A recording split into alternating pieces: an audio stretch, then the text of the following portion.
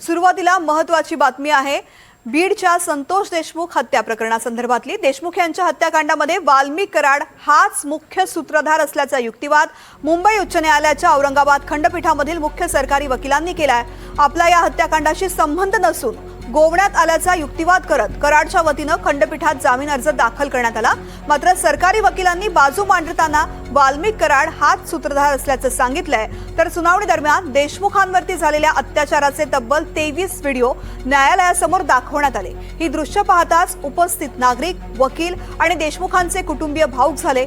पत्नी अश्विनी देशमुख आणि भाऊ धनंजय देशमुख यांना अश्रू अनावर झाले आणि त्यांनी न्यायालयाच्या बाहेर जाऊन स्वतःला सावरलं। मोहसिन शेख या संदर्भातली माहिती देत आहेत। मोहसिन, नेमकं न्यायालयामध्ये काय काय घडलं?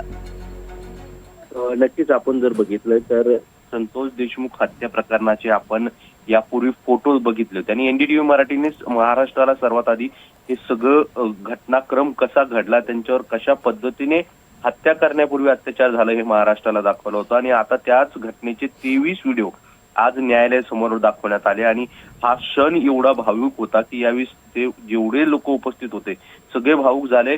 त्यावेळी त्यांच्या पत्नी अश्विनी देशमुख आणि भाऊ धनंजय देशमुख देखील होते आणि हे सगळे दृश्य पाहून त्यांच्या डोळ्यात अश्रू आले आणि त्यांनी थेट न्यायालयाच्या बाहेर जाऊन ते अक्षरशः रडत असल्याचं चित्र त्या ठिकाणी पाहायला मिळालं आणि सगळं वातावरण तिथं भावुक झालं होतं। आपण जर बघितलं तर या सगळ्या प्रकरणातील मुख्य आरोपी ज्याला म्हणलं जातं वाल्मिक कराड, त्यांच्याकडून हे न्यायालयात खंडपीठात जामीन अर्ज दाखल करण्यात आला होता आणि यावरच आज युक्तिवाद झाला।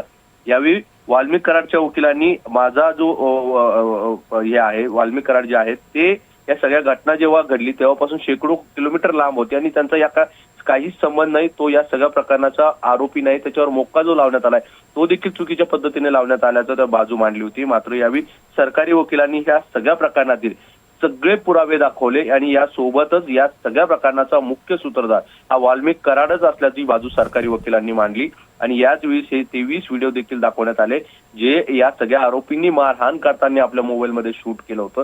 ते सगळे चित्र त्यात सगळं घटनाक्रम त्यात कैद झाला होता आणि हे सगळं न्यायालयासमोर मांडण्यात आलं। पहिल्यांदाच हे व्हिडिओ जे आहे तर समोर आलेले, यापूर्वी देखील हे सगळे व्हिडिओ देशमुख कुटुंबियांनी आतापर्यंत बघितलेले नव्हते। मात्र लॅपटॉपवर जेव्हा हे सगळे व्हिडिओ त्या ठिकाणी न्यायालयात दाखवण्यात आले त्यावेळेस हे सगळं चित्र तिथं भावुक परिस्थिती निर्माण झाली होती आणि त्यानंतर सरकारी वकिलांनी देखील आपली बाजू मांडलेली आहे। त्यामुळे आता पुढची सुनावणी ही 16 तारखेला होणार आहे।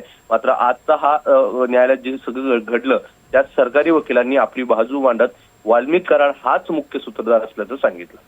निश्चित अतिशय क्रूरपणे त्यांची हत्या करण्यात आलेली होती आणि त्यामुळे पुन्हा एकदा हे व्हिडिओ पाहून त्यांच्या कुटुंबियांची काय अवस्था झालेली असेल याची कल्पनाही आपण करू शकत नाही। मोहसिन, धन्यवाद संपूर्ण माहिती करता।